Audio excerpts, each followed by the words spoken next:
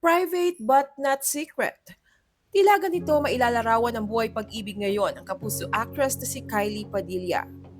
Matapos kasi ang masalimuot na hiwalayan nila ng kanyang mister na si Alger Abrenica, mas confident na ngayon si Kylie na lumabas in public sa Pilipinas kasama ang kanyang newfound love.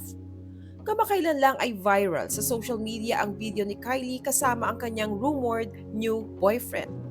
Isang netizen ang nag-upload noong December 26, 2023 ng nasabing video sa TikTok kung saan spotted si Kylie kasama ang isang lalaki na nakasuot ng white shirt.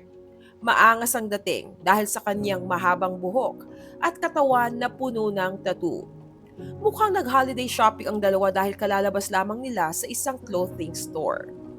Sa kabilang banda, agad na namukhaan ng netizens ang lalaking kasama ni Kylie na walang iba kundi ang matagal na niyang rumored boyfriend na si Gino John Simon.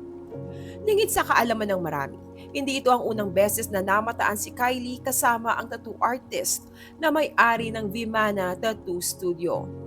Kung babalikan, makalipas ang mahigit isang taon mula nang maghiwalay sila ni Aljur, nasilayan si Kylie na nagbabakasyon sa Bangkok, Thailand kasama si Gino.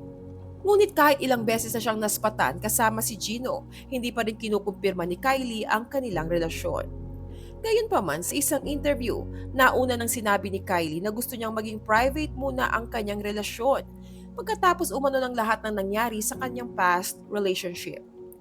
Ani Kylie, masaya ang puso ko, that's it.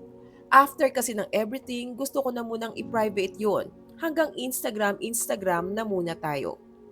Samantala, pagkatapos makitang muli si Kylie kasama si Gino, muling naungkat ang issue na ang lalaki ang third party sa hiwalayan nila ni Aljur. Matatandang sa kainitan ng hiwalayan nila ni Aljur, ilang netizens ang nagsabing matagal nang may relasyon sina Kylie at Gino kahit noong sila pa ni Aljur. Lagi umano kasing nakikita si Kylie na pumupunta at tumatambay sa tattoo shop ni Gino. Ayon pa sa netizen noon, kitang-kita ng mga taga-tabing ilog ng Daraitan si Kylie 2 months ago. 3 days ata sila dito or 4 days with her tattoo artist Boylet. Long hair, malaki ang katawan, maputi pero hindi gwapo. Very sweet at laging nagkikiss. One time, pinicturan pa sila ng tour guide dito sa Daraitan at si ate mo Kylie nagalit at pinabura sa tour guide yung picture. Muli ring naungkat ang past issue ni Gino kung saan nambugbog umano ito ng isang Grab driver noong 2018. Komento ng ilang netizens. Bago pa lumabas yung Aljur at AJ, eto talaga nauna. Huhu, nakatambay siya lagi sa shop ni Kuya. Nagde-deliver kami food sa kanila. Yan yung third party. Bakit sila naghiwalay? Na-reveal na yun dati. Ewan bakit si AJ Raval pa din ang pinupuntirya.